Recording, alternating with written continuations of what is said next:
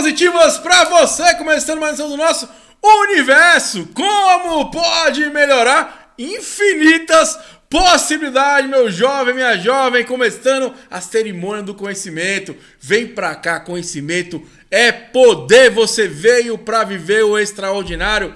Faça escolhas que vão ser maior contribuição pra você. A sua vida tá na sua mão, cara. Faça a diferença. Não depende de ninguém, somente de você.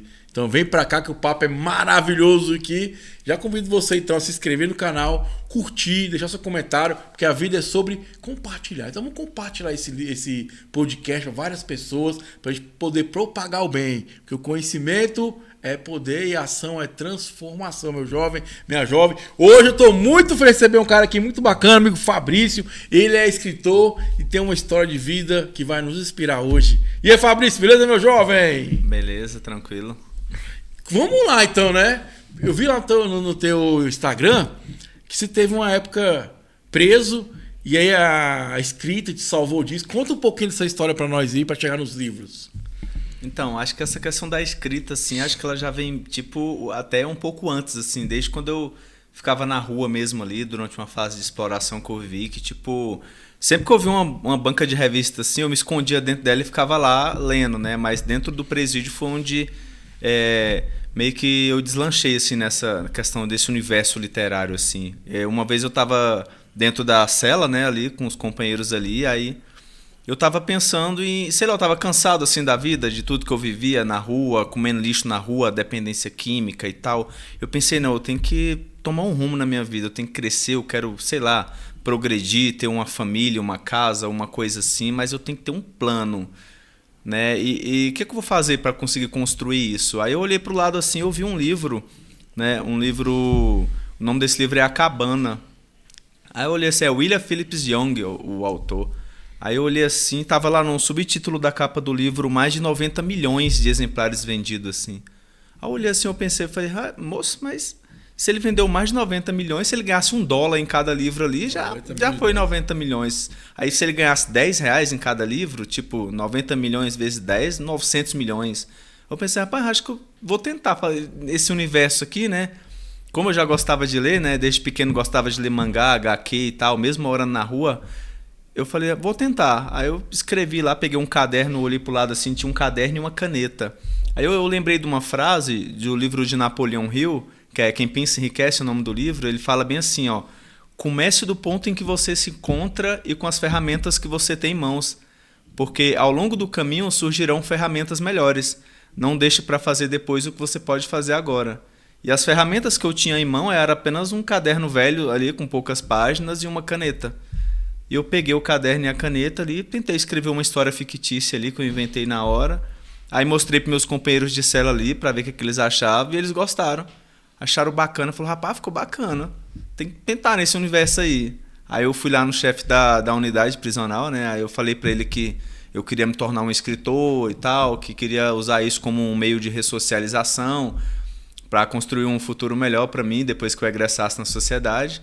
Aí o chefe da unidade lá, ele olhou pra mim, assim, meio desconfiado, né? Que sempre tem isso. Acho que é um migué, né? Porque às vezes as pessoas usam caderno lá pra fazer outras coisas, né? E tal. Aí ele falou, vou te arrumar esse caderno aqui e essa caneta. Mas quando você terminar de escrever o livro, você me mostra. Se você não me mostrar o caderno todo escrito, eu te coloco no castigo. Pode ser? Falei, não, pode ser.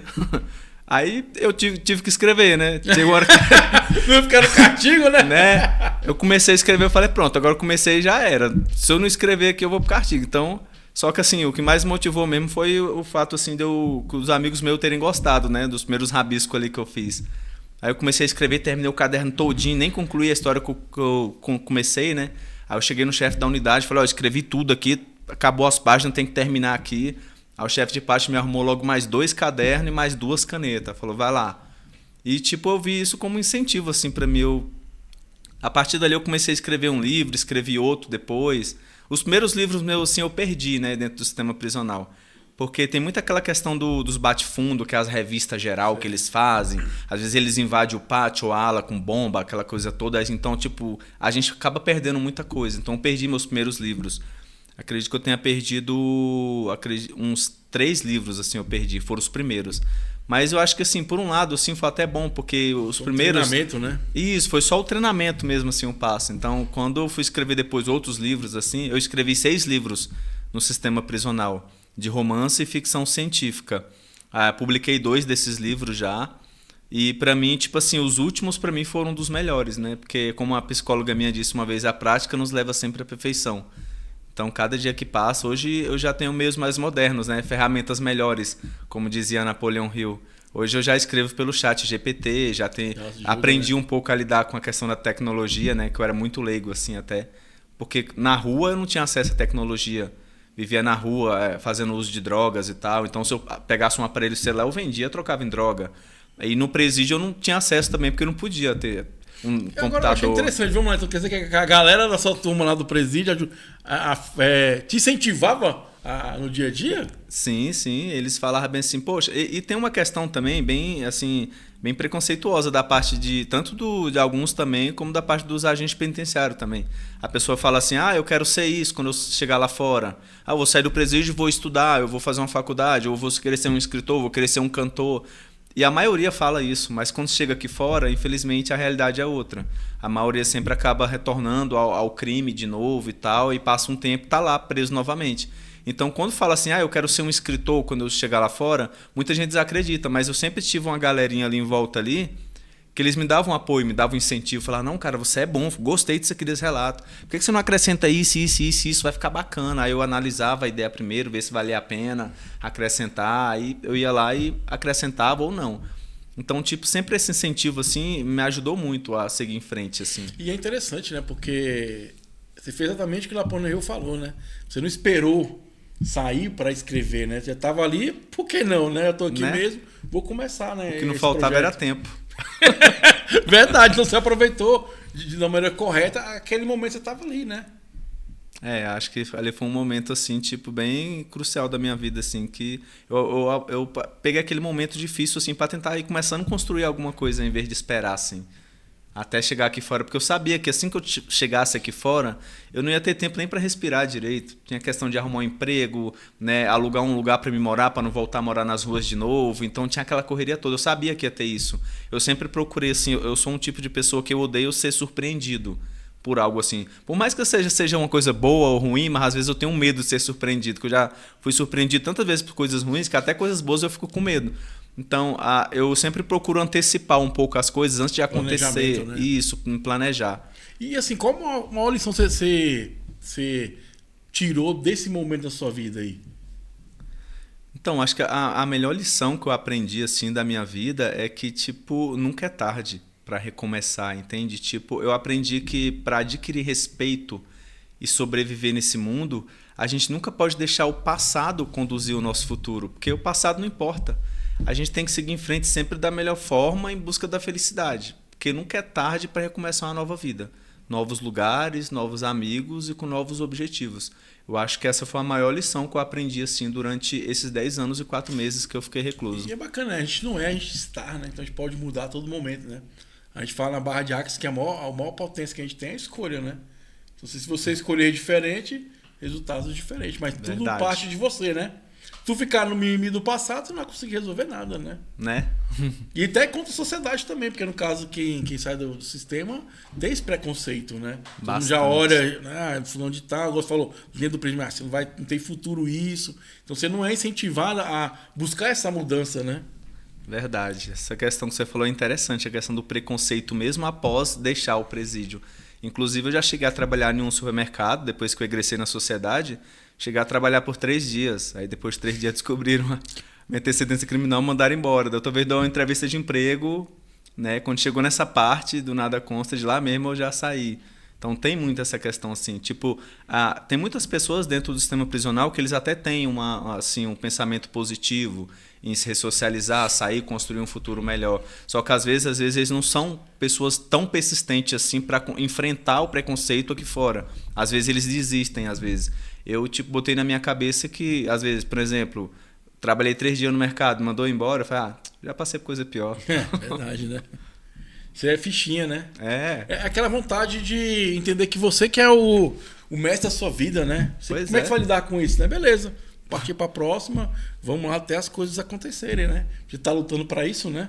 Pois é, eu acho que, tipo assim, tem que ser persistente, porque eu sempre falei, eu tenho às vezes alguns companheiros de cela meu, eu ficava chateado quando eu falava isso. Ele, não, mas quando chegar lá fora, a sociedade vai fechar as portas, não vai querer dar emprego, o melhor é o crime mesmo. Aí eu olhava assim e falava, não, cara, pensa melhor. Você acha que, tipo assim, a pessoa, tipo, rouba, mata, destrói, aí quando as portas do presídio abrem, a pessoa vai ser recebida pela sociedade com tapete vermelho e aplausos? Não vai ser assim, infelizmente não vai. Entende? Todo mundo vai ter aquele receio, até porque, tipo, cerca de 90% voltam pro crime de novo. Então, tipo, a sociedade está cansada também. A gente tem que entender a sociedade por conta disso. Então, ter preconceito? Vai ter. Vão fechar a porta? Vão. Então, mas da mesma forma que às vezes você insiste em querer ficar na vida errada, insiste em querer mudar também, pô. É o mesmo trabalho, né? E é interessante você falar do preconceito, porque o preconceito tá no outro, né? Agora, a partir do momento que eu pego aquela opinião pra mim, aquele ponto de vista, aí ele se incorpora na gente, né? Pois é. Porque eu sempre falo, o cara, tô com raiva falando tal, a raiva tá onde? O cara tá cagando pra você, meu irmão. A raiva tá em você, não tá nele, né? Então é tudo como você vai trabalhar isso, né? Verdade. Nós, tipo, somos o controle remoto, né, da nossa vida. Literalmente, né? O Clique, né? Aquele filme do Clique, já viu, né? Que Já. vai e volta. Nossa, já sonhei demais com um controle desse na minha vida.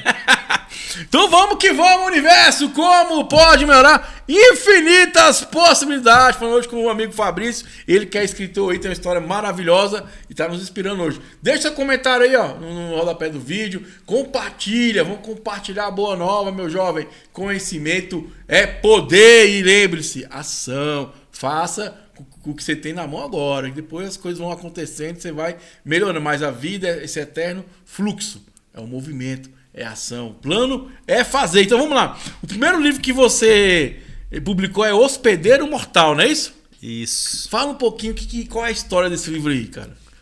Então, a história desse livro, assim, o que me inspirou a escrever esse livro, assim, é mais interessante ainda, assim. Em 2008, assim, nas ruas, assim, eu passando, assim, aí eu vi uma loja de eletrodoméstico, assim, com várias televisões ligadas e tal. Aí eu vi passando um filme lá, eu assisti assim, esse filme. Aí foi em 2009 que eu assisti. O filme foi lançado em 2008, eu assisti acho que em 2009. Um filme chamado Jumper. É um filme lá que os personagens lá, eles têm a habilidade de se teletransportar para algum lugar que eles já viram, né?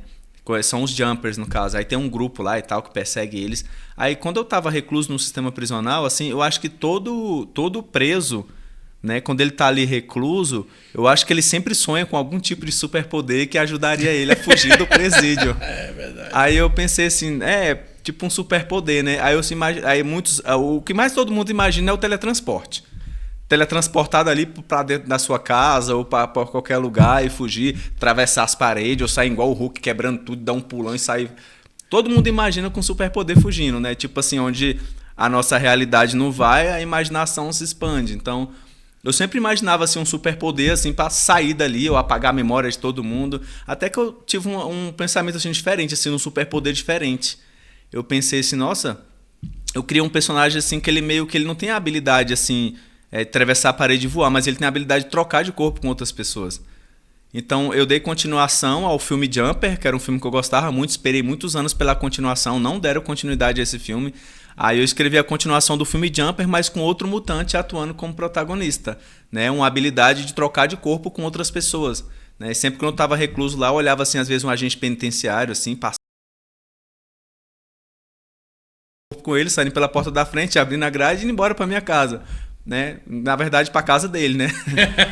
Aí eu ficava imaginando isso na minha mente, só uma imaginação assim besta mesmo que passava na minha mente. Aí eu resolvi colocar isso no papel.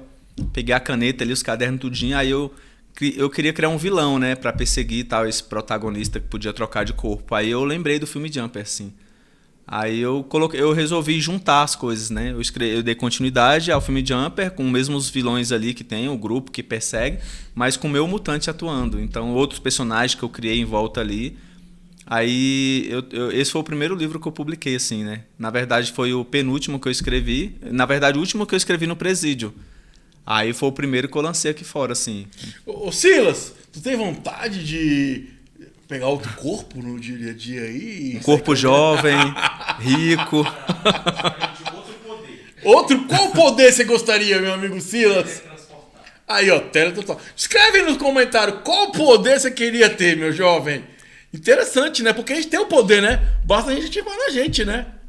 E essa questão, assim, de ter um poder, assim, ainda mais essa questão de trocar de corpo também, é uma questão que, tipo, muitas pessoas podem não ter fantasiado esse mutante na mente, mas às vezes, por exemplo, isso tem muito na questão de pessoas que não têm a questão da autoaceitação, às vezes, do próprio corpo, né, às vezes Um avatar é um sinônimo disso, né? Isso, da própria condição financeira que se encontra. Avatar.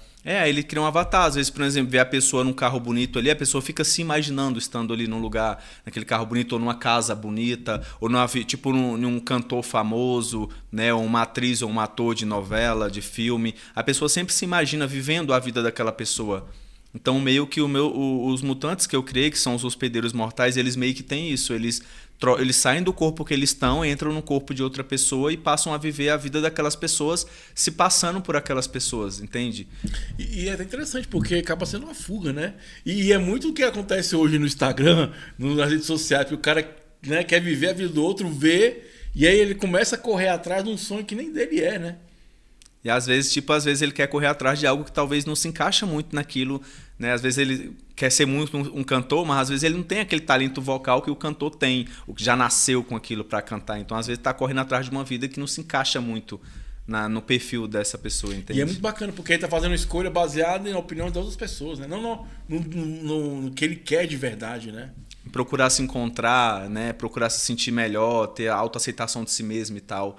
Então, no meu livro, O Hospedeiro Mortal, eu coloco muito essa questão, assim, que os hospedeiros mortais, eles viram que, tipo, ter a capacidade de ser quem eles quiserem ser, né? Tipo, pode tomar até o corpo de um presidente, governar o país, só que ter a capacidade de ter tudo na sua mão, às vezes, fez eles aprenderem que a vida deve ser simples. Então, às vezes, tem, por exemplo, um hospedeiro mortal ali que ele poderia estar no corpo, sei lá, do presidente ou do homem mais rico do mundo, mas não, ele escolheu o corpo de um mecânico ali, tá vivendo uma vidazinha simples, com uma mecânicazinha, uma esposa, não é uma vida pobre nem rica, uma vida comum, simples. O outro pegou o corpo de um garçom, né, e viveu uma vida tranquila, casado com uma mulher. O que eles queriam apenas era viver, tipo, o poder de ter tudo, né, na mão, mostrou pra eles que a vida deve ser simples. Entende? E é bacana, porque talvez o meu ponto de vista, né, o nosso interessante ponto de vista é que o maior poder que você pode ter é ser você mesmo, né? Pois é, e se autoaceitar. Eu acho que quando a gente se aceita do jeito que a gente é, a nossa condição, a nossa vida, a nossa rotina, nós começamos a procurar formas de tentar melhorar a cada dia, entende? E quando a gente fica focado na vida de outra pessoa, tentando viver a vida de outra pessoa, a gente não anda pra frente, né? Porque nem sempre o que aquela pessoa fez ou faz vai servir pra gente também. E é bacana, porque é esse olhar pra dentro, né? O autodesenvolvimento, né? Não é fora, é dentro de você que está procurando. Porque, igual você falou, o cara tem esse poder, beleza, vou lá, sei lá, falando do Trump, de um exemplo, né? É a vida dele, é o modo de pensar dele. A partir do momento que eu tô naquele corpo dele, eu não tô vivendo a minha vida. E aí eu tô perdendo o que é mais importante, que é o meu tempo de vida aqui, né? Cada dia que passa é um dia a menos para se viver, né? Por isso que é importante de estar presente, né? Tô vivendo aqui naquele momento, porque passou, né? Passou, já era. Acho que o meu livro, ele tem, tipo, é um livro de ficção científica e romance, né? Acontece muitas coisas, acontece até uma terceira guerra mundial, desencadeia lá. Você preveu que tá aí, né? Ó. Não é sua culpa, né, Fabrício? Não é minha culpa se um dia isso acontecer, né? Eu espero que não aconteça. Mas, assim, aí é uma parte bem emocionante, assim, que aí os meus hospedeiros mortais, no caso, e os jumpers se juntam ali para tentar conter essa guerra aí, né, e trazer a paz ali para a humanidade. Então é bem bacana. Como é que foi chegar lá para fazer a edição desse livro? Para, no caso, publicação. Você chegou na editora, apresentou, foi convidado? Como é que foi? Conta um pouquinho dessa história. Nossa, aí. Isso aí foi uma coisa que, assim... Porque você vem do sistema da prisão e tal. Que eu achei assim, que é muito preconceito, né? Bastante. E eu achei assim também, eu tinha um pensamento assim, bem errado assim em relação a isso. Eu pensava que tipo assim, nossa, eu tô escrevendo um livro no presídio, uau! Tipo, quando eu pisar o pé lá fora, vai formar uma fila assim de várias editoras disputando, querendo o meu livro e tal, aquela coisa toda, e querendo publicar, né? Aí mas quando eu cheguei aqui fora, eu me deparei com uma realidade totalmente diferente. Eu consegui, pelo Google ali, eu aprendendo, tive meu primeiro celular, né? Já com 30 anos de idade, eu fui ter o meu primeiro aparelho celular. Fui mexer ali, encontrei uma editora pelo Google ali, daqui de Brasília. Aí eu consegui entrar em contato com eles. Falei, olha, eu escrevi um livro aqui aí tal, ele tá em manuscrito ainda. Inclusive, tava tudo em manuscrito, em cadernos ainda. Eu fiz umas capas lá com caixinha de suco e tal, que eu tinha feito no presídio, né? Aí eu falei, tô com eles aqui, se quiser eu levo aí para vocês verem, eu pretendo publicar e vocês investem nele, né? E a gente ganha junto. A editora, o rapaz da editora falou, não, mas não é assim que funciona, tal. A gente temos alguns pacotes aqui de edição, não sei o quê. Falei, não, mas como assim? Mas os que vocês vão vender, aí vocês vão ganhar uma porcentagem, pode ser uma porcentagem maior. Eles falaram, não, a gente tem essa questão de ganhar a porcentagem, mas antes disso tem um valor de contrato. Entendeu? O valor mínimo é R$5.000. Eu olhei e falei, não, R$5.000? Não quer dizer que eu vou ter que pagar para vocês ainda ganhar em cima do meu livro? Ele falou, não, é porque a gente gasta muito dinheiro, vai gastar com divulgação, com vários processos de edição, né? Revisão, diagramação e tal, e tem pessoas que trabalham nisso. Aí eu falei, não, tá bom. Aí eu esqueci essa editora, procurei outra, mas depois eu descobri que todas as editoras eram assim, entende? Sempre tem essa questão de você for publicar um livro, você tem que pagar ali um valor mínimo de 5 mil, né, que a maioria geralmente é. Aí eles vão fazer todo o processo de edição do seu livro, revisão, diagramação, tal, divulgação, distribuição. Ficar pronto para fazer edição. Isso, e as vendas ali. E de cada exemplar vendido, o autor ganha uma porcentagem, mas tem que pagar esses R$5.000. Então, quando eu me deparei com isso, eu falei, não, mas o meu livro é bom. Você não quer nem dar uma olhada, não, para vocês verem? Aí depois eu fui ver que, tipo assim, existiam vários livros bons, né? Principalmente livros nacionais, livros, tipo, bons mesmo, assim, que bem impactante, assim, que meu livro não era o único. Aí eu se deparei com um mercado gigantesco, assim, que, tipo, não tinha muito aquela questão de concorrência de editora disputar, a não ser que seja um autor bem famoso, sei lá, um Eduardo Spohr, um Augusto Cury e tal, as editoras podem até competir para fechar um contrato com eles, mas, tipo, ainda mais autor iniciante, não tinha muito isso, então eu tive que ralar bastante, tive que pegar um empréstimo no banco. Demorei 1 ano pagando esse empréstimo. Aí eu peguei um empréstimo no banco, juntei com mais umas moedas lá e consegui pagar o custo da editoria. E a editora ainda fez um valor de R$2.500 para mim, um valor barato. Entendi, um valor mais acessível. Isso, né? mais acessível assim para mim. Então, mas eu ainda fiquei 1 ano ainda pagando, que eu passei ele com não sei quantas vezes.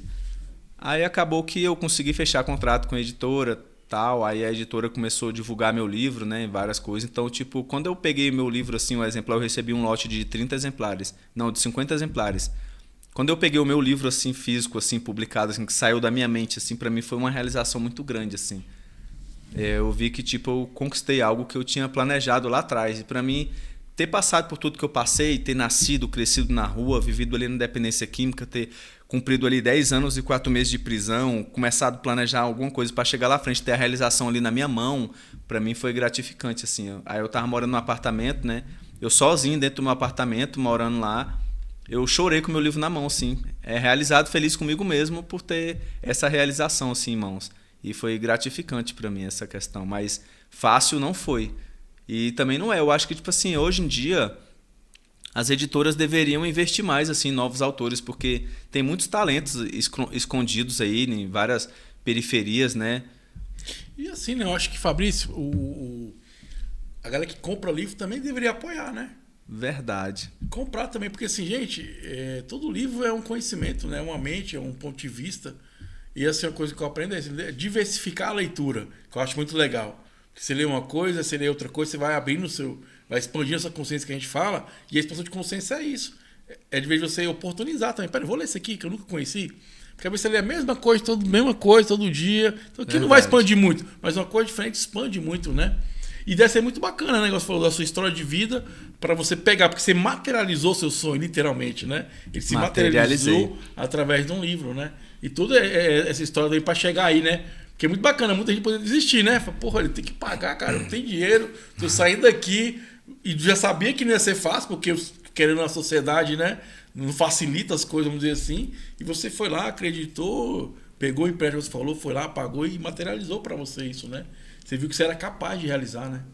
Pois é, isso aí é uma questão que eu falo. Tipo, às vezes, a questão, por exemplo, ressocializar hoje em dia, sair de um sistema prisional, né, de uma vida ruim para se ressocializar, sair do presídio e ser alguém diferente, né, seguir um caminho diferente, é muito difícil. Ainda mais por conta dessa questão do preconceito e tal, das dificuldades do dia a dia, tanto questão financeira e tal. E tem muita gente que às vezes não tem a persistência suficiente para continuar persistindo, né? É o que eu sempre falava, tipo assim, mas lá fora vai ser difícil. Gente, tem pessoas aí que tá com salário mínimo aí, com 2 filhos dentro de casa e a esposa lá sustentando, doente, se virando, ainda faz uns bicos por fora, chega em casa de madrugada, também é difícil. Por que não é difícil só para você, é difícil para outras pessoas também. Aí por que eu vou desistir de, sei lá, de ressocializar, procurar uma vida melhor para mim só porque é difícil? Já pensou se todo mundo que passasse por dificuldade fosse pro caminho ruim por conta da dificuldade? Então é uma questão de raciocínio isso. Eu meio que eu sempre falei para todo mundo, a persistência é o caminho da ressocialização. Fácil não vai ser, rápido não vai ser. Mas se persistir até o final é possível, entende? E acreditar em você, né? Eu acho que dependendo de onde você está, a classe social, é acreditar em você, né? Se você não acredita em você, ninguém vai acreditar em você, né? E focar nisso, né? Olhar para dentro, se perceber o que você vai melhorar. Igual você falou hoje, o meu processo hoje é diferente. Porque você foi evoluindo, você foi tendo ferramentas e foi depois que é legal, isso que vai ser contribuição. Lá atrás eram seus companheiros de cela. Que o cara falava, pô, por que você não faz isso? Que é legal, muda isso aqui. Então ali eram as ferramentas que você tinha. Hoje já evoluiu, que é IA, igual você falou, já é o dia a dia, o cenário já é diferente, a inspiração são diferentes, porque são as infinitas possibilidades, né? Você vai vivendo, vai expandindo, vai crescendo e vai desenvolvendo, né? Eu acho que, tipo assim, é um processo de evolução, né? Então, eu sempre tenho uma frase que eu gosto de usar, que os vencedores mudam e evoluem a cada dia. Então, para conseguir alcançar um objetivo, tem que ser assim. Persistir ali, aprendendo cada dia mais e com o decorrer do tempo vai aparecendo ferramentas melhores. E foi o que eu fiz exatamente. Hoje em dia eu ainda estou aprendendo ainda muito com a tecnologia ainda, mas nossa, para mim já é um passo gigante. Inclusive agora eu estou escrevendo uma saga de 5 livros, tudo ao mesmo tempo, só através da IA. Que massa, legal. Então, tipo, tá bem mais prático. Hoje as ferramentas estão melhores e valeu a pena ter persistido tanto assim, né, para ter chegado até aqui. Que bom que você confiou em você, acreditou em você, né? Porque é o que eu falo. Só você pode acreditar em você, né? Eu falo, não tem como eu, Thiago, viver a sua vida. Só você pode viver a sua vida. Só você pode acreditar, só você pode se esforçar. Gente, ninguém faz nada pelo outro. Isso é conversa fiada. Porque você veio para viver a sua vida. O máximo que a gente pode fazer é contribuir com o outro. Talvez com um insight, com uma ideia, com um apoio. Mas o outro tem que querer. Né? Eu achei bacana essa ideia do sair do corpo para ir em outro corpo. Cara, e eu te falo, muita gente tá fazendo isso agora. Querendo viver uma vida que é do outro. O cara bota a fotinha lá, eu vivi isso, vi aquilo, conta uma história, você acha que é legal, pega essa história para você. E aí, você tá vivendo a sua vida, ou você tá vivendo a vida do outro, ou mais ainda, você tá vivendo a vida que o outro planejou para você. Cara, o segredo da vida é o seguinte, é viver. Encontrei uma senhorinha esses dias, foi muito bacana, 90 anos de idade, ela falou assim, eu quero viver 200 anos. Eu falei, qual o segredo dela? Viver. Eu só vivo a minha vida, por isso que eu vivo feliz e tranquilo. Né? Lembra quando, não sei se teu pai falava pra mim, o pai falava assim, quando eu falava de alguém, falava, foca na sua vida, que vai dar resultado. Focar no outro é só um desvio, foca em você, né? E qual é a maior mensagem desse livro, então, Hospedeiro Mortal? Qual seria a mensagem, para resumir numa frase, desse livro aí, cara? Eu acho que isso é uma frase assim, que resume bastante esse livro assim. Eu acho que é aquilo que você acabou de falar agora mesmo. Resumiu o meu livro agora há pouco. Viver a sua vida. Né? Porque enquanto a gente está ali focado, tipo, no meu livro tem essa questão, por exemplo, um antagonista lá, ele está querendo pegar o corpo de uma outra pessoa para realizar uma outra coisa. Ou seja, no corpo dele ele não realizaria. Então, ele não procura viver aquilo que ele está dentro das condições dele. Ele quer ter uma outra condição através do corpo de outra pessoa. E, tipo, a gente tem que entender que a gente também tem condição de realizar muitas coisas, entendeu? Dentro do nosso universo, da nossa vida, entende? Eu acho que é isso, é viver a sua própria vida, entende? Ao invés de ficar focado na vida de outra pessoa. Eu acho que essa, assim, é a maior mensagem, assim, que o meu livro transmite. A questão de você aceitar a sua condição financeira, o seu estado de vida e viver ela, investir naquilo. Ao invés de perder tempo vivendo como telespectador da vida de uma outra pessoa, né? Que também está vivendo a vida dela, às vezes está perdendo tempo em vez de viver a sua. Eu acho que essa é a maior mensagem. Assim. Bom, isso aí! O universo, como pode melhorar? Infinitas possibilidades, meu jovem, minha jovem. Recebendo aqui o escritor Fabrício. O cara é fera demais. Já convido você a se inscrever no canal, deixar seu comentário. Você está vivendo a sua vida ou está vivendo a vida do outro? Escolheu para você viver. Fica a dica, pensa, reflita, meu jovem. Lembre-se, poder é conhecimento. Olhe para dentro que a transformação vai vir, porque tá tudo dentro, não é fora, meu jovem. Comece a escrever o livro da sua vida. E vamos que vamos também, você já lançou o segundo livro também. Como é fera, tá vendo? Como é fera. Vamos lá, o segundo livro é Filho da Rua. O que fala esse livro aí? Então, esse livro... O Filho da Rua, né? Até quando eu morava nas ruas, assim, que eu tava largado na dependência química, eu chegava para as pessoas falavam assim, porque assim, a maioria das pessoas que vivem na rua em situação de vulnerabilidade, a maioria, às vezes, não todos, mas a maioria tem uma casa. Tem família, às vezes eles saem da própria casa que mora, da família, vão pra rua e começam a viver aquela vida de situação de vulnerabilidade. Quando alguém perguntava pra mim assim, você mora onde? Eu falei, não, já nasci e cresci na rua. Ah, sério? Eu falei, é. Meu pai arrumou uma madrasta um tempo, que ela tinha uma casa, a gente morou uns 2 aninhos e pouco lá, mas logo a gente tava na rua de novo. Aí falou, caramba, tu devia escrever a sua história de vida. Tipo, mesmo morando na rua, as pessoas me incentivavam a isso. Então, isso já veio de muito tempo, as pessoas me incentivando, assim. Muitos falavam até no presídio que a maior cartada que eu podia dar na literatura, assim, é escrever minha história de vida. Porque, pra mim, ele falou assim que eu ia alcançar muitas pessoas com isso, com a minha história de superação. Então, desde que eu não escrevi dentro do sistema prisional, eu até tentei escrever minha biografia lá, mas não dá porque dentro do sistema penitenciário, infelizmente tem isso. Se você for tentar escrever a sua vida ali, os agentes penitenciários, o diretor, o chefe de par, eles vão querer tomar seu caderno para ver o que você está escrevendo. Para ver se você não está relatando alguma coisa que está ocorrendo dentro do sistema prisional. Entende? Ou algo passado que não foi solucionado, surge algum crime novo ali. Aí, inclusive, eu comecei a escrever. Só que quando eu cheguei nessa parte que eu comecei a relatar algumas coisas do meu dia a dia no sistema prisional, né? Aí podia comprometer até eles também, né? Isso. Aí foi por esse motivo, tipo um receio de talvez comprometer alguma coisa ali. Eles tomaram meu caderno, né? E disseram que eu não podia. Então eu resolvi fazer isso aqui fora e foi o que eu fiz. Depois que eu lancei meu primeiro livro, já estava escrevendo a minha biografia de vida. Então, para mim, hoje em dia, eu consegui colocar tudo para fora, tudo ali da minha vida, o que eu passei no sistema prisional, sem ninguém precisar me restringir de nada. Então vamos lá, vamos falar da sua vida agora, então. Filho da rua, o filho da rua, vamos lá. Quanto tempo você viveu na rua, Fabrício? Então, eu acredito que você já tenha visto em algum lugar alguma moradora de rua sentada em alguma calçada pedindo esmola com a criança nos braços. Para resumir a minha história, eu era aquela criança. Então, quando eu nasci, meus pais já moravam na rua. Eles eram conhecidos como trecheiro, andarilhos, ciganos, sei lá como é que as pessoas chamam. Então, tipo assim, mas durante essa trajetória, assim, nas ruas, meu pai já conseguiu uma casa uma vez. A gente morou 2 anos numa casa em Anápolis, de Goiás. Só que meu pai vendeu a casa e a gente voltou a morar na rua de novo. Meu pai, eu cheguei a morar uns 2 anos e pouco também numa outra casa. Meu pai conheceu uma mulher, né? E essa mulher, uma madrasta, ela tinha uma casa, nós chegamos a morar lá. Mas logo ela viajou para a cidade dela, meu pai vendeu a casa de novo e o resultado foi a rua de novo. Eu acho que tipo essa questão de rua, assim, parece que é tipo uma coisa hereditária, assim, que meu pai não conseguia ficar numa casa. Entendi, fixo, né? Então, tipo assim, a nossa vida inteira foi na rua, entende? E agora, como é que surgiu a leitura? Como é que você aprendeu a ler? Você tá nessa condição, né? Então, eu aprendi a ler com meu irmão mais velho. Tipo assim, a gente, como eu falei, nós éramos andarilhos, trecheiros, ciganos, sei lá como as pessoas chamam.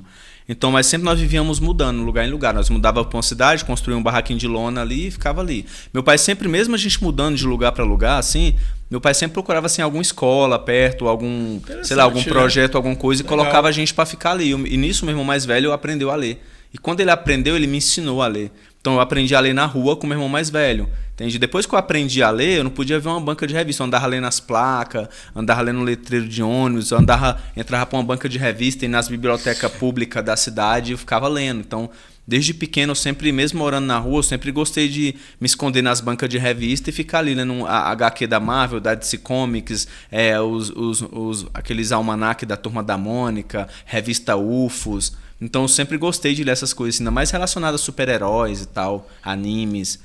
E aí, tipo, aprendi com meu irmão mais velho e aperfeiçoei isso nas bancas de revista. Foi interessante, né, meu amigo Silas? Muito bom mesmo, né? E nesse período, cara, como é que você entrou pro crime? Então, na verdade, essa questão do crime, na verdade, não é que eu morava na rua, eu fazia malabarismo, acrobacias no semáforo, assim. Eu não vivia uma vida ativa no crime, entende? Eu meio que sobrevivia nas ruas. Entende? Por exemplo, às vezes eu tava ali fazendo malabarismo, mas às vezes, por exemplo, uma pessoa deixou cair um celular, eu não ia pegar para devolver, entende? Eu ia pegar para vender, para gastar comigo lá na frente. Então, era um método de sobrevivência. É o sistema que você estava vivendo ali, né? Isso, mas eu não vivia à mercê disso. Tipo, eu não era um traficante, eu não era tipo um ladrão, uma coisa assim. Eu fazia malabarismo para manter o vício da dependência química que eu ficava na rua. Então, eu acho que, tipo assim, tem até uma frase no Racionais de uma música que ele fala, se diz que todo menino de rua rouba, né? Tipo assim, eu acho que aquilo ali faz parte um pouco do meio de sobrevivência da rua. Então, conforme a pessoa vai vivendo nas ruas, vai se adaptando. Acaba que também não tem muita opção, né? Pois é, tipo, na rua, ainda mais na dependência química, é tipo meio que uma oportunidade, meio que pra pessoa conseguir alcançar alguma coisa ali, sei lá, às vezes comer ou comprar uma roupa ou satisfazer ali o vício da droga de preferência que a pessoa tem. Então, meio que assim, não é que eu entrei no mundo do crime, eu meio que era os instintos que eu tinha de sobrevivência ali, na o seu rua. ambiente, Eu só né? sobrevivia, entende? Mas eu nunca vivia assim à mercê de roubar. Inclusive, eu nunca gostei, tanto que eu sempre nas ruas, mesmo morando nas ruas, eu sempre vendi chiclete, house, balinha, frigels, amendoim, várias mercadorias na rua, engraxei sapato, lavei carro, vivi. Tipo, eu trabalhei mais na minha vida, entende? Então, a maioria das pessoas. A maioria não, uma boa parte assim, dos que ficam na rua na dependência química, né? Eles vivem através do crime, seja roubando, ou às vezes pegam uma parada de droga, vende para tirar uma parada em cima dele usar e outra para ele recomprar a droga de novo.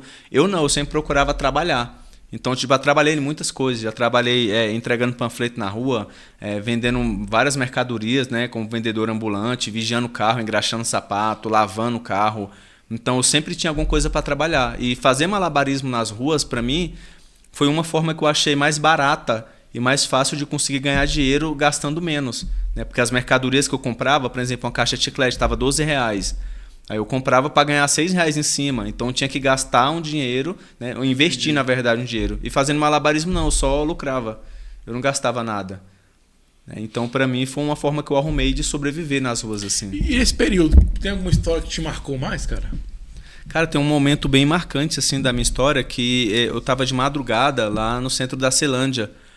Aí eu tinha trabalhado assim uns 2 dias seguidos, assim, tava trabalhando o dia todo, mas todo o dinheiro que eu ganhei trabalhando, fazendo acrobacias no semáforo, eu gastei fumando crack. E de madrugada eu senti fome, assim, aí eu olhei para um amigo meu, que era o Reginaldo, chamava ele de Nem Pezão. Aí eu olhei para ele assim e falei, e aí, Né, onde é que a gente vai arrumar alguma coisa para comer agora?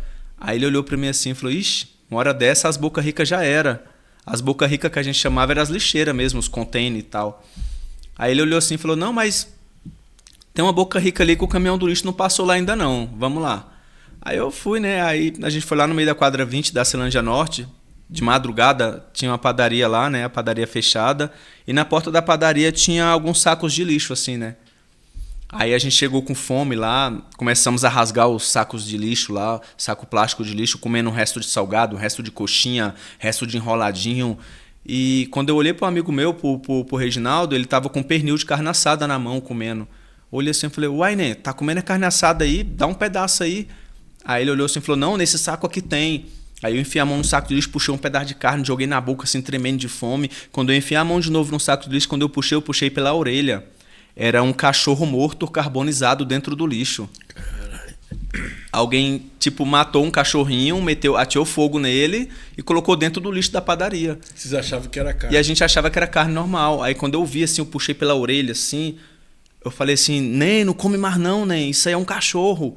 Aí ele olhou assim, já tinha comido a coxa traseira quase toda, ele jogou fora assim, aí a gente terminou de comer uns restos de pão de queijo ali, formamos um papelão ali de frente pra padaria e dormimos ali.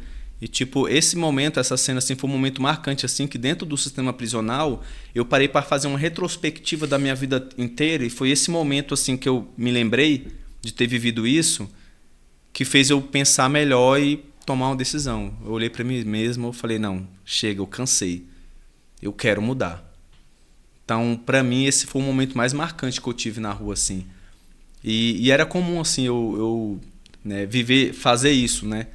Sair rasgando tanto que muitas pessoas dos comércios em voltas eram revoltados não só comigo como com os outros moradores de rua, porque às vezes a gente rasgava e às vezes não tinha a paciência de juntar o lixo de novo. Às vezes no desespero ali, na fome, já chegava rasgando tudo e comendo resto de hambúrguer, resto de cachorro quente, então às vezes não dava o trabalho de querer amarrar depois para fechar. Então espalhava muito lixo em volta dos comércios, os comerciantes sempre ficavam com raiva da gente por conta disso. Então era um hábito assim, sempre que eu gastava meu dinheiro todo com o uso de droga, e de madrugada eu sentia fome.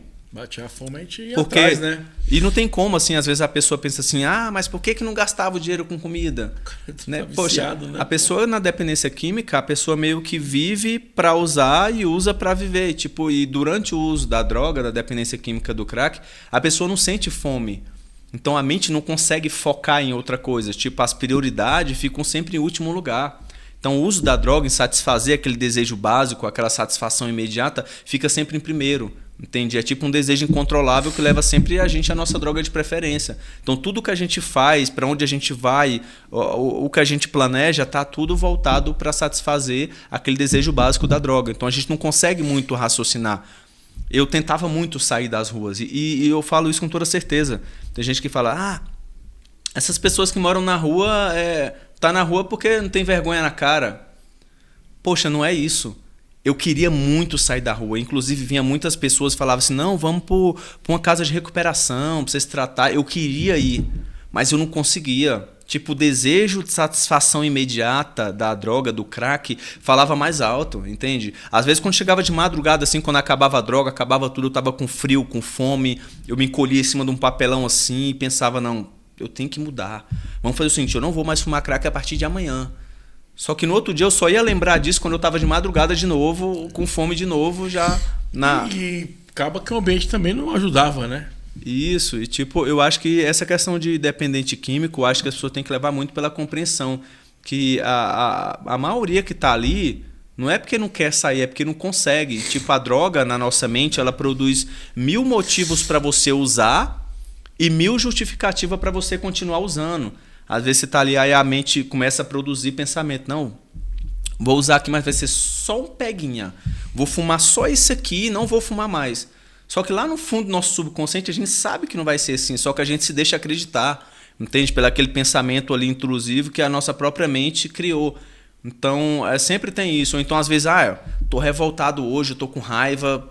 Aí você vai lá descontar na droga. Ou tô feliz, vou comemorar com a droga. Ou falaram alguma coisa que eu não gostei, tá, vou descontar na droga. Então sempre a droga é o foco de tudo. Então é 1000 motivos para usar e 1000 motivos para continuar, 1000 justificativa para continuar usando. A nossa mente começa a produzir isso durante o momento ali da dependência química. Então a maioria não sai da dependência química, às vezes fala assim, eu uso porque eu gosto. Eu tô bem do jeito que eu tô mesmo. Mas ali é uma justificativa, uma das 1000 justificativas, entende? E uma das 2000, na verdade, ali, que tá ali na sua mente. Lá no fundo a pessoa quer mudar. Mas ela se deixa enganar de que ali tá bom, que ela usa porque quer e não quer parar porque não quer. Mas na verdade quer parar. Todo mundo que tá ali, ninguém se sente feliz em estar de madrugada na rua passando frio, passando fome. Entende? Então é difícil parar. Então eu mesmo, eu sou bem transparente. Eu só consegui parar, me libertar da dependência química porque eu fui preso, ou seja, me pararam. Eu já ia falar isso agora, foi bom pra você, pro sistema, claro, né? Então tipo assim, quando eu falo isso para muitas pessoas, não foi bom eu ter passado 10 anos e 4 meses preso, porque isso me ajudou a abrir minha mente. As pessoas falam, não, mas que isso? No presídio eu falo sim, e eu falo para muitas pessoas, tipo no meu julgamento, no meu tribunal do júri, quando eu fui julgado, se eu pudesse voltar no tempo lá e decidir pelos jurados entre condenação ou absolvição, eu preferia a condenação, eu preferia continuar condenado, porque foi necessário para mim. Eu acredito que quando eu fui a julgamento eu estava 1 ano e 11 meses preso já. E naquela época, se eu fosse solto ali, provavelmente eu não teria chegado até onde eu cheguei hoje, me tornado quem eu sou hoje, entende? Então não estava preparado, eu tive que cumprir 10 anos e 4 meses para estar pronto para ingressar na sociedade. Então, para mim foi necessário. E eu não digo assim que seja necessário para todo mundo, mas pelo menos para mim foi. Algumas pessoas conseguem se regenerar da droga, tipo, sei lá, de um dia para o outro. Eu não, eu precisei de 10 anos, entende? Para mudar a minha mente, para ser uma pessoa diferente.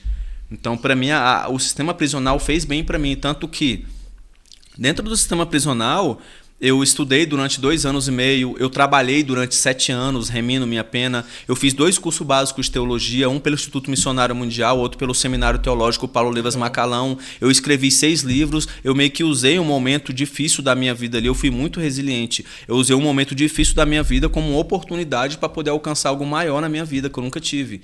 Entende? Então o presídio fez bem para mim. Eu usei aquele momento ruim, né, para fazer com que ele realmente fizesse sentido na minha vida como ressocialização. E me ressocializou. Tanto que eu tô hoje aqui dando testemunho disso. Com certeza, cara. É uma história muito bacana mesmo, porque assim, você falando, eu percebo o seguinte, que você é o cara que não teve a oportunidade, mas você criou a sua oportunidade, né? Exatamente. E muitas vezes a gente estamos vivendo aí, tem oportunidade e não faz por onde, né? Não se dedica, não corre atrás, né? Não dá valor às coisas. Você foi um cara que eu falei, não teve oportunidade, criou a sua. Então, cara, não existe, eu falo, não existe o impossível, a verdade é essa, né? A gente que limita nossa mente, essa questão do impossível, que não dá, que não sei o quê, a gente está criando nossos dramas, né, nossos medos, Porque no final, cara, é só você. Se você dedicar, as coisas vão acontecer. Igual pra você. Você virou tua chave, as coisas mudaram pra você. Né? Hoje você é outro novo ser humano. Se você escreveu ali, você aprendeu com aquelas pessoas também, você aprendeu com a sua história para escrever uma história diferente, né? E o que mais me motivava, assim, a querer crescer na vida era tipo... tô passando por uma situação difícil aqui e tal, tá muito difícil, isso e aquilo, mas não, peraí.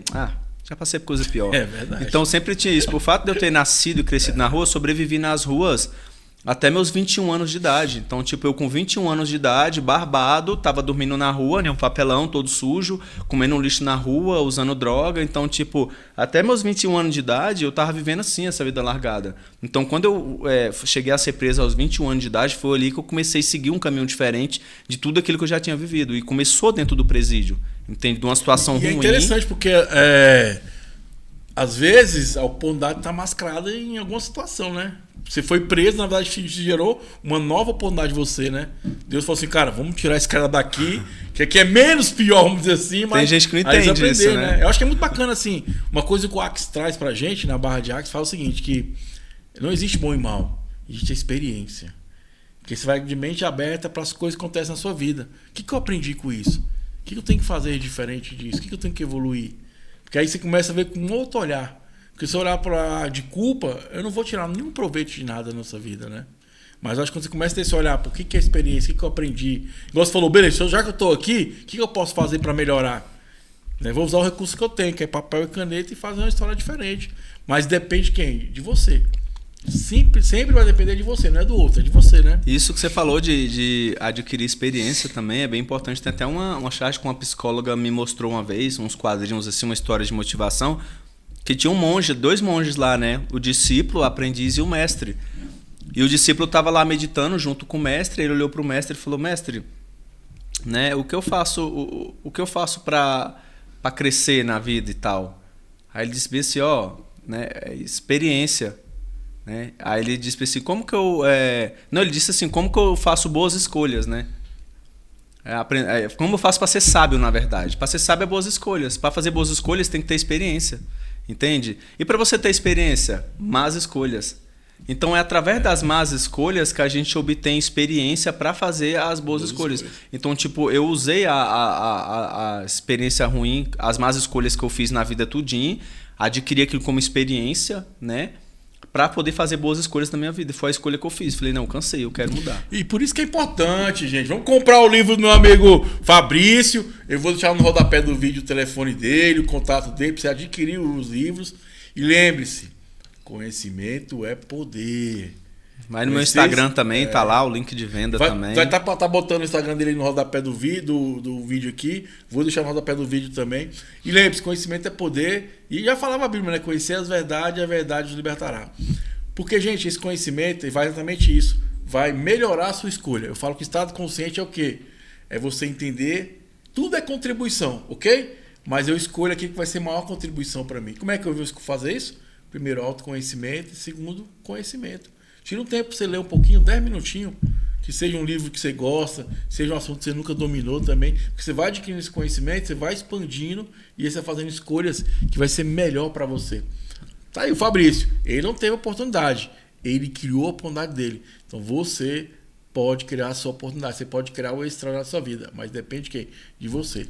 Às vezes você está só no mimimi e chorar não resolve nada, você tem que botar em ação. A vida acontece no campo da ação. É igual fala que a gente joga a sementinha, mas você tem que cuidar dessa árvore que chama você, cara.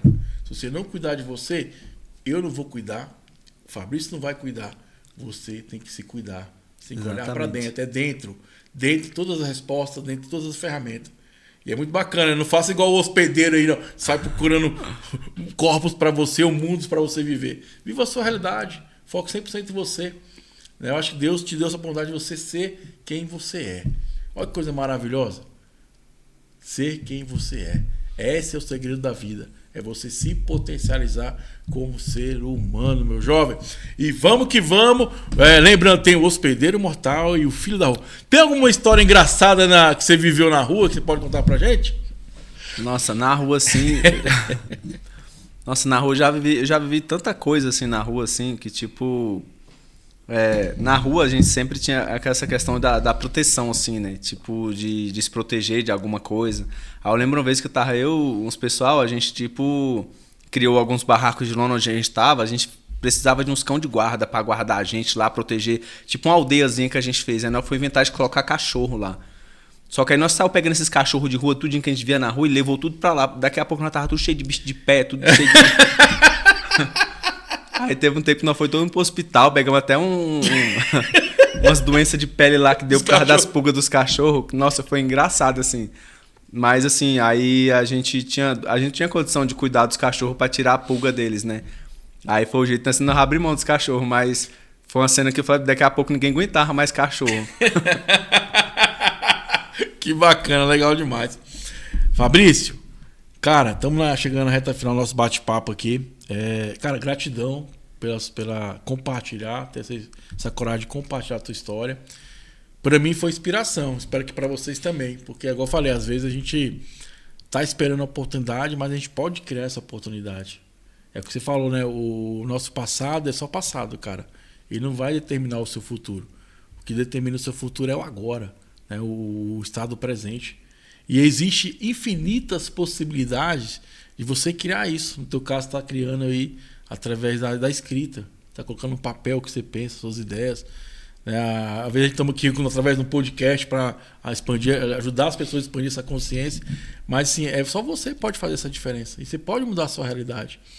E aí fica essa nossa reflexão. O que você está fazendo também para mudar a sociedade? Eu sempre falo sobre isso. A gente quer mudar a sociedade. Mas só tem um jeito de mudar a sociedade. É se mudando. Porque a partir do momento que você muda o seu comportamento. E esse comportamento vai impactar na sociedade. Que a melhor forma de você evangelizar é sendo testemunho, né? Acho que é muito bacana isso. Lembrando, pessoal, vou deixar no rodapé do vídeo o Hospedeiro, tem os 2 livros dele, que é o Hospedeiro Mortal, Filhos da Rua. Vou deixar também o contato dele, deixar no rodapé do vídeo, né? Como é que vai para adquirir o livro? Então, se a pessoa pesquisar no Google lá, Hospedeiro Mortal, Novos Corpos, Mesmas Vidas, vai aparecer lá o meu livro disponível na Amazon, né, Hospedeiro Mortal. E se digitar lá também O Filho da Rua, de Fabrício Silva, vai aparecer lá também no Google lá, né, alguns lugares referentes que estão vendendo o meu livro. É só digitar lá que aparece lá, já clica, já vai aparecer direto no link de vendas. E é isso. Gente, vamos apoiar o rapaz, viu, ué? Né? Você vai comprar um livro, vai conhecer a história e vai ajudar, vai incentivar. E aí fica também uma dica aí para as editoras, que você falou, né? Vamos dar oportunidade para os novos talentos também, né, para a gente poder renovar. A gente fala no Axe que é um interessante ponto de vista. Cada um tem um ponto de vista, cada um tem uma história. E a minha história soma com a sua história para criar uma nova realidade. Porque a gente vive nessa realidade querendo convencer o outro de um ponto de vista. Como dizia o escritor Leandro Boff, né? Tipo, cada ponto de vista é a vista de um ponto. Então... Bom demais. Vou deixar então aí os contatos do Fabrício, deixar o Instagram dele. Eu já vou comprar o meu. Eu tô curioso aí. Vou comprar esse Filho da Rua para saber a história do meu amigo. Quando comprar, você me avisa que eu vou vir aqui autografar. Não, vai ser um prazer enorme. Gente, outra coisa importante. Eu falo direto. Você gasta dinheiro com cachaça, com um monte de coisa. Cara, gasta, invista, né? Invista dinheiro em algo que vai trazer um retorno para você. Que é a leitura, é livros, é cursos. O que você está colocando para dentro? Olha que coisa importante, você está colocando para dentro. O que vai estar alimentando a sua mente? Aí você quer coisa diferente, você quer prosperidade, mas você não está investindo em você, na sua saúde mental, na sua leitura. Prefere beber cachaça e comprar um livro para você ler e aprender. Lembre-se, a vida é sobre esse retorno. Eu faço um investimento e tenho um retorno. Então, uma das leis é a lei do retorno. O que você está plantando, cara? Fica esse insight muito bacana. Fabrício, bacana demais, cara. Que bom que teve esse momento de te conhecer aqui, conhecer a sua história e ser inspiração para nós. É igual eu falei, você criou a sua realidade. Literalmente, a gente tem esse poder de criar a nossa realidade. Basta a gente querer se determinar. O caminho é o caminho, né? Vamos aproveitar o caminho e fazer a diferença no dia a dia, né? Então tá preparado para a pergunta final? Pode mandar. Já passei por muitas coisas. Uma perguntinha só a mais, né? Então, Fabrício, tu quer mandar um salve pra alguém? Fica à vontade também, calma aí, né? Quer mandar um abraço pra alguém, um salve? Fica à vontade aí. Quero mandar um abraço para as pessoas do Berço da Cidadania, um lugar que eles me acolheram bastante também, entende? Um lugar que eles me ensinaram, né? Que é um centro de acolhimento para pessoas em situação de vulnerabilidade. Quando eu saí do sistema prisional, não tinha para onde ir. Primeiro dia eu dormi na rua, mas no segundo fui acolhido por esse pessoal do Berço da Cidadania, né, que eles acolhem pessoas em situação de vulnerabilidade. Quero mandar um abraço para os técnicos de lá, os assistentes sociais, psicólogos, educadores sociais, que eles que me ajudaram a dar os primeiros passos em uma vida normal. Né? Quero mandar um abraço para a Patrícia, para o pastor Evandro, né, e para todo mundo que está lá também, os acolhidos. Um grande abraço. E para o pessoal também da Superintendência de Conservação, onde eu trabalho como agente ambiental, com resgate de animais e tal, de conservação. Um abraço para todos. Você foi resgatar, agora está resgatando, né? Como é que é o nome da entidade, que é interessante falar? Berço? Berço da Cidadania. Bom demais, show de bola, muito legal então. Vamos pergunta final, né? Pode mandar. Vamos lá então, Fabrício. O universo, como pode melhorar? Eu acho que a gente melhora o universo nos moldando da melhor forma para servir de exemplo para outros. Eu acho que é como um grande escritor diz, as palavras comovem, mas os exemplos arrastam. Eu acho que o nosso exemplo ele é capaz de arrastar outras pessoas juntos a viver de uma forma boa e saudável. Né? Eu acho que é isso, é nos moldando a cada dia, procurando melhorar, para que outras pessoas se espelhem na gente. Né? E Fabrício, mais uma vez, muito obrigado pela contribuição aí. E obrigado por nos inspirar. Né? Que bom que você não desistiu de você mesmo, né? Porque hoje você é uma inspiração para nós.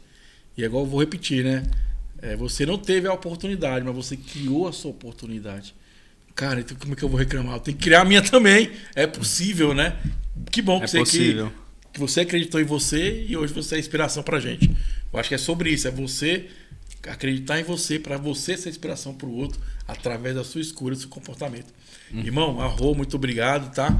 Galera, é isso aí! Foi mais uma edição do nosso Universo. Como pode melhorar? Infinitas possibilidades. Valeu, Arro, energias positivas e até o nosso próximo encontro. Viva a prosperidade na sua vida, irmão!